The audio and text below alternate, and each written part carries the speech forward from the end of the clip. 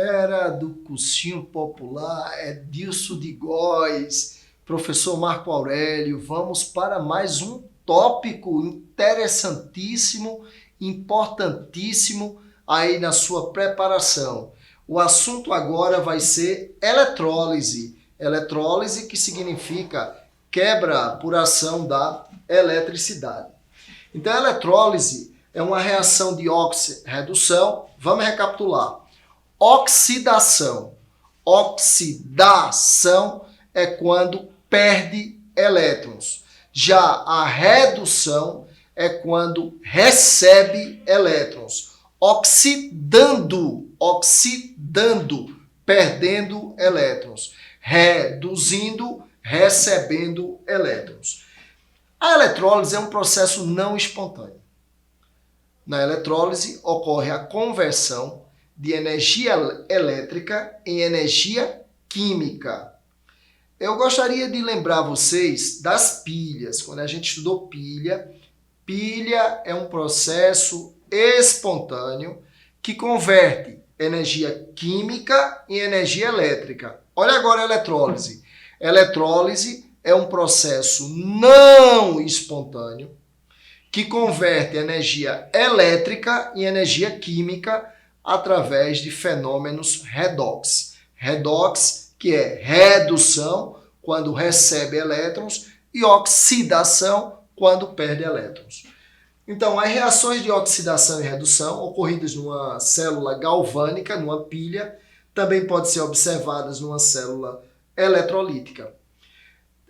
Porém, devido à reação não ser espontânea, há uma inversão dos polos. Então, numa pilha, no ânodo, acontece oxidação, é o polo negativo.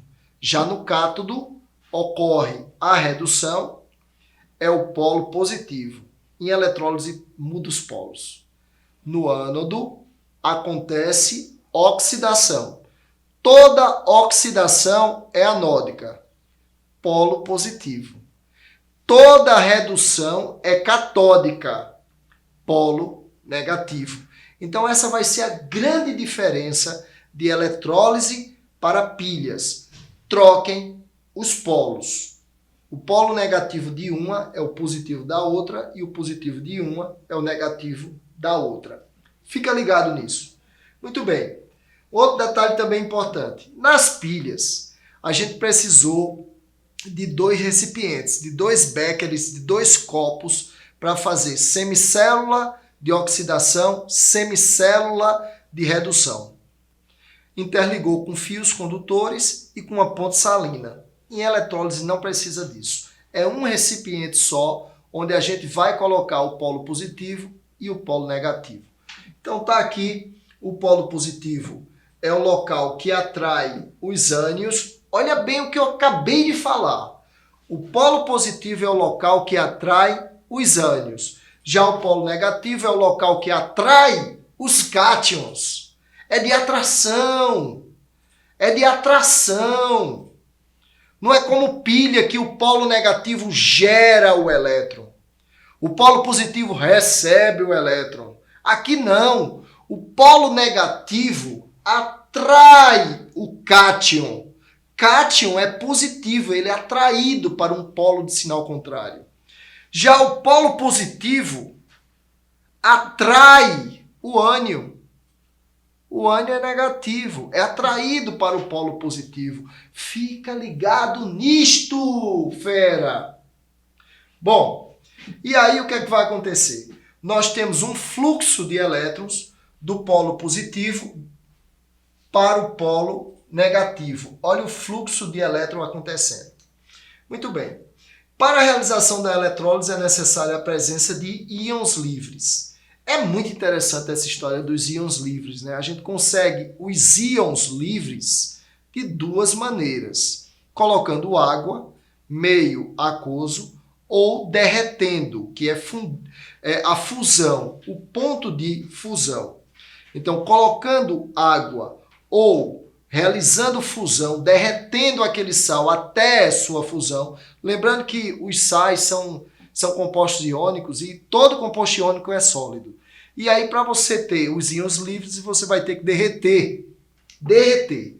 Então, para a realização da eletrólise é necessária a presença de íons livres, o que pode ser obtido através da fusão, olha o que eu tinha acabado de falar para vocês, de substâncias iônicas ou por meio da dissolução em água. A substância iônica é aquela formada por metal e ametal. Um exemplo clássico de substância iônica seria o cloreto de sódio. Cloreto de sódio, NaCl, o sal de cozinha. Bom, eletrólise ígnea. Utiliza-se o eletrólito fundido, líquido, e eletrólise aquoso, a eletrólise aquosa, utiliza-se o eletrólito em meio aquoso.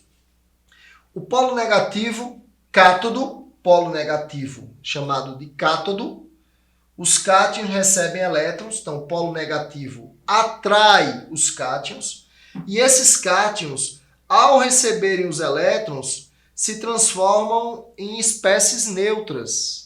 Então o cátion ele vai ser atraído pelo polo negativo, vai receber o elétron e vai ficar neutro. Por outro lado, no polo positivo ânodo, o polo positivo atrai o ânion, no ânodo chega o ânion. E aí o ânion ele vai ser forçado a perder o elétron. Então o ânion é forçado a perder o elétron, enquanto que o cátion é forçado a receber. Muito bem, então na eletrólise aquosa teremos a presença dos cátions e ânions do eletrólito juntamente com H+, e OH- da água. A água H2O. No que a eletricidade bate na água, ela vai se decompor em H+, conhecido como hidrônio, mais OH-, conhecido como hidroxila. Vou repetir. H2O, quando sofre decomposição, forma o hidrônio H+, e a hidroxila OH-. Então, originando-se a água do meio, haverá então uma disputa, né? Porque você tem o cátion do sal com o H+ da água. E você tem o ânion do sal com OH- da água. E vai acontecer uma disputa. Quem chega primeiro no polo positivo? Quem chega primeiro no polo negativo?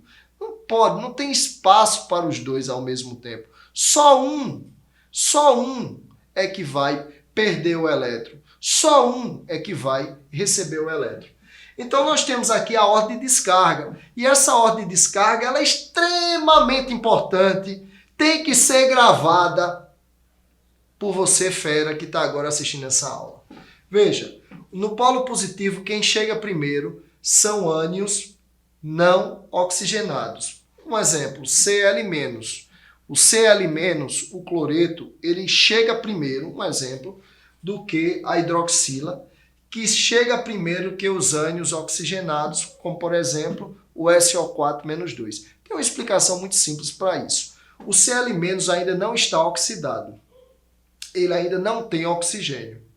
A hidroxila, um O, ela está parcialmente oxidada e os ânions oxigenados, SO4-2, o sulfato, já está bem oxidado. Já no polo negativo, qualquer metal, qualquer cátion metálico, qualquer um, ganha de H+. Ganha de H+. Então o H+, ele perde em velocidade para qualquer cátion, como por exemplo o ouro +3, a prata +1, o cobre Cu+, o ferro 2. Então qualquer metal ele chega na frente do H+, que ganha da família 1, da família 2 e do alumínio. A família 1, lítio, sódio, potássio, rubídio, césio, frâncio. A família 2, berílio, magnésio, cálcio, estrôncio, bário e rádio, e o alumínio, sofrem apenas eletrólise ígnea. Sofrem apenas eletrólise ígnea. Muito bem. Então você tem aqui, ao definir quais íons serão descarregados, nos polos teremos sempre para o íon hidrogênio e o oxigênio as seguintes transformações. Então já fica aqui pronto, aqui a transformação está pronta, você anota aí no seu caderno, você já sabe que isso vai ter que acontecer. Então o H+, ao receber 2 elétrons, transforma-se no gás hidrogênio. A hidroxila, ao perder os elétrons, se transforma em água e em O2. Vou repetir. O H+, ao receber os elétrons, vai se transformar no gás hidrogênio. E a hidroxila, ao perder elétrons, já que ela tem esse menos aqui, ó, ela vai perder 2 elétrons, vai se transformar em água e em O2. A parte quantitativa da eletrólise também é muito comum aparecer nas provas do Enem, e aí você, fera, tem que ficar muito ligado. Então a gente vai falar agora um pouquinho das leis de Faraday. Michel Faraday, grande físico que estudou esses processos. Então a análise quantitativa da eletrólise, né, a conta da eletrólise, todos os cálculos relacionados à eletrólise podem ser realizados por meio de semi-reações e seus coeficientes estequiométricos, ou seja, a equação tem que estar balanceada. Para esses cálculos temos que a carga total transportada por um mol de elétrons é 96.500 coulomb. 96.500 coulomb nada mais é do que o mol, a constante de Avogadro, que é 6,02 vezes 10 a 23, multiplicado pela carga do elétron, que é 1,6 vezes 10 a menos 19 coulomb.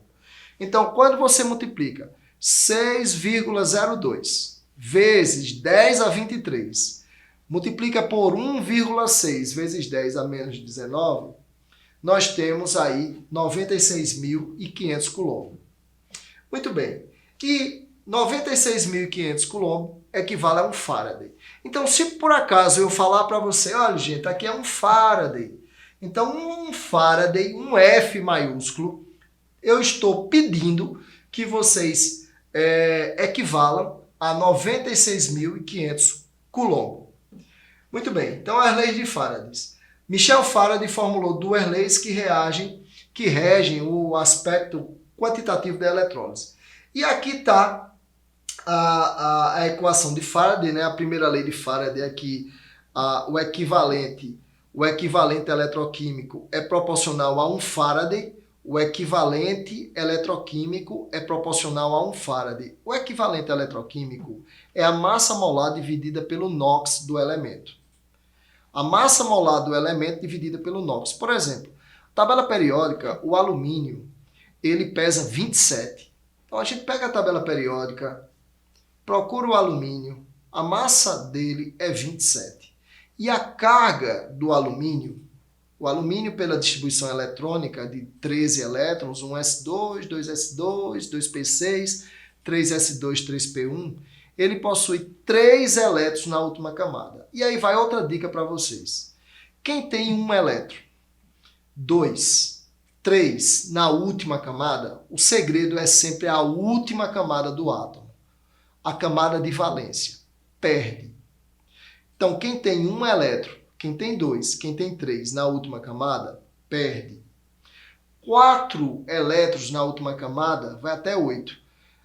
Pode ganhar ou pode perder. É o chamado caráter anfótero. Ou ele perde ou ele ganha, vai depender de quem ele esteja combinado.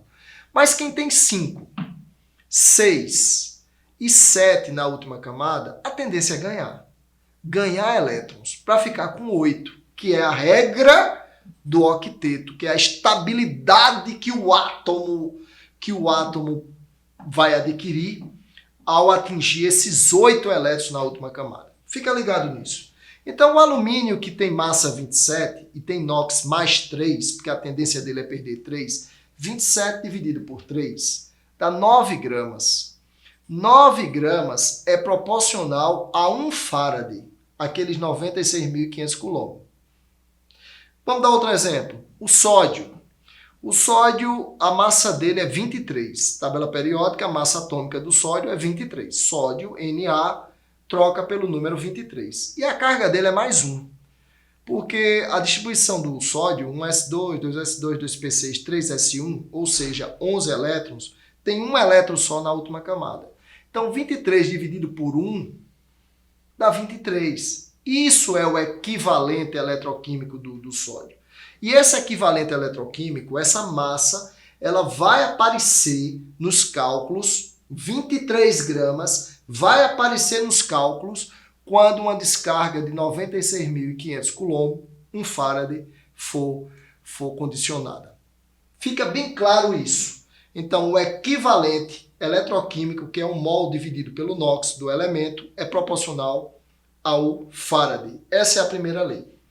E em cubas, a segunda lei de Faraday, ele fala que em cubas ligadas em série, a mesma corrente que atravessa uma cuba atravessará todas. Muito bem. De modo que a gente tem aqui agora a única fórmula de eletrólise. Essa única fórmula de eletrólise é que tem que ser gravada para a gente responder as questões. Então, massa vai ser proporcional ao tempo. Esse tempo tem que estar em segundos. A corrente, essa corrente é em amperes, ao equivalente em gramas e a 96.500 coulomb, que a gente vai conversar daqui a pouco. Algumas aplicações muito importantes da eletrólise, né? Então, é possível obter diversos metais industrialmente por meio da eletrólise. O maior exemplo disso seria a eletrólise da bauxita. A bauxita, que é o óxido de alumínio. E quando a gente faz a eletrólise da bauxita, a gente consegue purificar o alumínio, uma vez que eles vão se separar, alumínio para um lado, oxigênio para o outro, e esse Al+3 vai ser purificado. Só para vocês terem uma ideia, o teor, o refino eletrolítico, a pureza desse processo é 99,9%. Imagina. Então, a partir do íon alumínio, Al+3, você consegue obter alumínio puro, e é dessa maneira que a gente exporta esse alumínio, já que o Brasil é um dos maiores exportadores de alumínio. Muito bem. Também é possível a obtenção de diversas substâncias por eletrólise, como o hidróxido de sódio, a gente vai obter por eletrólise, o gás hidrogênio, também por eletrólise, o gás cloro também é por eletrólise. E olha que gás cloro é utilizado no tratamento da água. Tem ação germicida, mata micro-organismos. Nessa época de pandemia, né, quanto nós dependemos do trabalho dos profissionais que estão agora fazendo o tratamento da água que vai ser distribuída para a população. Principalmente na ação germicida dela, matar micro-organismos que ali estejam presentes, com gás cloro. E esse gás cloro é pela eletrólise que ele é obtido do sal de cozinha. Muito bem. Galvanoplastia é um fato também bastante comum, tá? É o famoso revestimento. Então você tem uma joia revestida por ouro. Então a gente chama isso de galvanização, eletrodeposição. E a técnica é bastante comum, é muito simples, tá? Aqui no polo negativo, a gente vai colocar aquele colar que a gente quer revestir. E o polo negativo, tá? O polo negativo. Então o colar é colocado, um exemplo é o colar colocado no polo negativo. E aqui dentro eu vou colocar sais de ouro. Sais de ouro. Então nos sais de ouro, ele tem o íon Au+3. Então o cátion Au+3 vai ser atraído para o polo negativo, vai trocar elétrons ali na superfície daquela joia e com o passar do tempo aquela joia vai ser banhada a ouro. Então, você que tem uma joia em casa que foi folheada, que foi banhada a ouro, foi por esse processo chamado galvanização ou eletrodeposição. Vê como é legal. Além da galvanização, você pode ter também o niquelamento, né? Ela pode ser niquelada, ela pode ser também prateada. Basicamente, a gente pode fazer com qualquer objeto e objetos metálicos e também com qualquer sal. Beleza, então tá aqui um exemplo, aqui exemplo legal, né? O recobrimento aqui desse anel aqui com ouro. Então o anel tem que ser colocado como um anel de alumínio, né? Então o anel era de alumínio. O anel era de alumínio e ele foi recoberto foi dourado, né? Ele foi revestido com ouro. Então o anel de alumínio tem que ser obrigatoriamente o polo negativo, não pode ser polo positivo, tem que ser o polo negativo, tem que ser o cátodo. E aí o que vai acontecer é que esses íons Au+3, eles vão ser atraídos aqui para a superfície do anel e vão receber o elétron ali naquela superfície, se transformando em ouro puro. O sal agora transforma-se em ouro. E aí, depois de algum tempo, isso aí depende muito, certo? Se ele vai ficar 1 hora, 2 horas, 3 horas. Quanto mais tempo ele ficar, mais revestimento, maior a durabilidade e a qualidade da joia. Fica ligado nisso. Tem joia que despela rápido, tem joia que demora mais um pouco, é pelo tempo aqui na eletrólise. Então, galvanização é o recobrimento de um objeto com zinco, cromação, recobrimento de um objeto com cromo, prateação, recobrimento de um objeto com prata. E aqui está um fato bastante interessante que eu fiz para você gravar, tá? Então, eletrólise é um processo não espontâneo. Se é um processo não espontâneo, a variação da energia livre de Gibbs vale a pena. Se você não se lembrar, energia livre de Gibbs é no finalzinho de termoquímica. É uma equação, ΔG é igual a ΔH menos T vezes ΔS. ΔH é a variação de entalpia, T é temperatura e ΔS é a entropia. Entropia que significa bagunça. Então essa equação, quando ela dá um sinal negativo, a gente substitui os valores ali dentro por números, ela dando um valor negativo, a reação é espontânea. Ela dando valor positivo, a reação não é espontânea. E ela sendo igual a zero, está em equilíbrio. Aqui em eletrólise, essa mesma equação pode ser trocada por outra. Então, o ΔG, ΔH menos T ΔS vai ser trocada por menos F ΔV, onde N é a quantidade de elétrons que participaram do processo, F é a constante de Faraday, 96.500, e ΔV é a voltagem daquela célula eletrolítica. Fica ligado nisso. Então, a eletrólise é um processo não espontâneo, porque Gibbs é maior que zero e a voltagem é negativa. Ela converte a energia elétrica em energia química através de um fenômeno redox. A oxidação ocorre em um local chamado ânodo. Toda oxidação é anódica. Toda oxidação é anódica. É polo positivo, atrai ânions, quer dizer, a função do polo positivo é atrair o ânion. E esse ânion atraído, ele perde o elétron. Então, o elétron vai ser representado aqui do lado direito da seta. Fica ligado nisso. Enquanto que a redução é catódica, toda redução é catódica. É polo negativo. Se é polo negativo, atrai cátion, que recebe elétrons. Então, está aqui, ó, C mais 2 elétrons, dando C, 0. Muito bem. E aqui está uma questão, para a gente ir concluindo nosso assunto, fica ligado agora nisso. Uninasal 2019.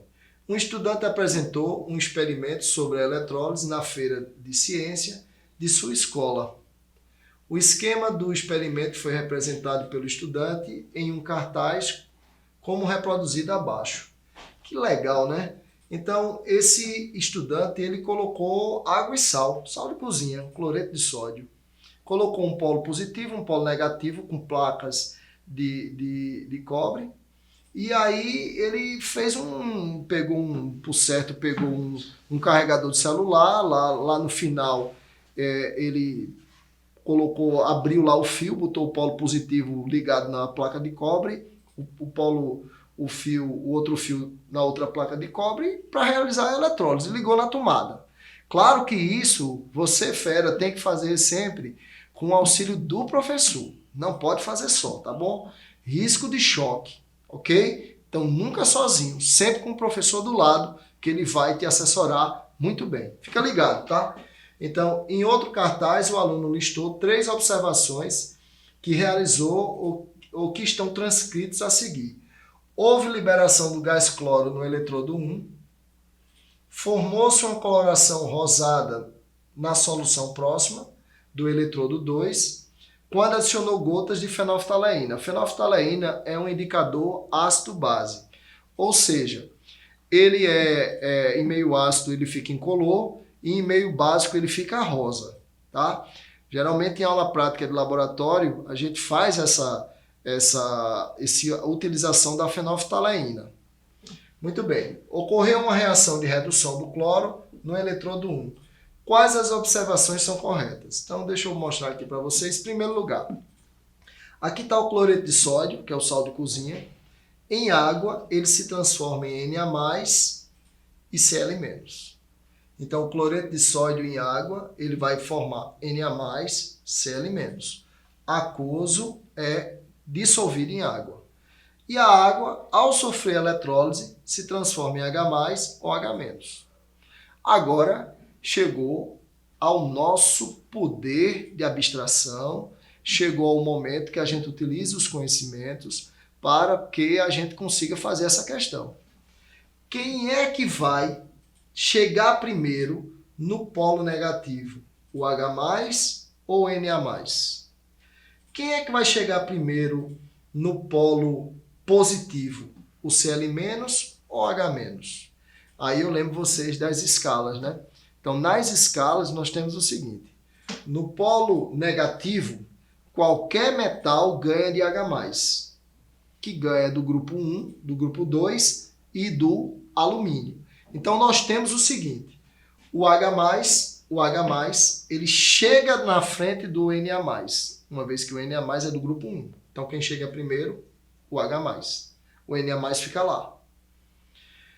E agora, quem vai chegar primeiro no polo positivo? Aí eu lembro para vocês. Ânio não oxigenado.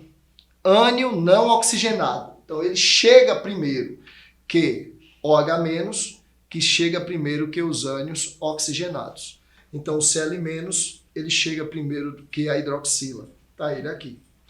Hidróxido de sódio não descarrega, por isso que fica vermelho. Porque a fenolftaleína, quando pingada ali no meio, quando ela encontra o hidróxido de sódio ali no meio, aí você tem uma coloração que surge vermelha. Muito bem. O cloreto, ele ao perder esse elétron, esse Cl-, ele vai perder esse elétron. A eletricidade força que ele perca esse elétron. Ele se transforma em gás cloro. Esse gás cloro é um gás esverdeado. Grava essa cor, tá? É esverdeada. E aqui libera o elétron. O elétron é recebido pelo H+, que vai se transformar em gás hidrogênio. Então, no polo negativo forma gás hidrogênio. Esse gás hidrogênio é explosivo. O gás hidrogênio é um combustível, se liga nisso. E no polo positivo forma-se cloro, que é um gás que vai ser usado na estação de tratamento de água, nas etapas lá finais, para que haja a ação germicida, mate micro-organismos patogênicos. Então, você tem aqui o nosso esquema, que é aquelas alternativas que estariam certas, que estariam corretas. Então, fica ligado nisso. Polo positivo forma gás cloro, polo positivo, gás cloro. Polo negativo, gás hidrogênio. Então, vamos aqui agora, né? Então, como a gente já fez todo aquele processo, aí o que é que vai acontecer? Então, houve liberação de gás cloro no eletrodo 1, correto, perfeito. Formou-se uma coloração rosada na solução próxima ao eletrodo 2, que é exatamente o hidróxido de sódio que se formou, e o hidróxido de sódio em fenolftaleína está rosa mesmo. Perfeito, correto. E ocorreu uma reação de redução do cloro no eletrodo 1, aí não, aí foi a oxidação do cloro, tá? Fica ligado nas próximas aulas.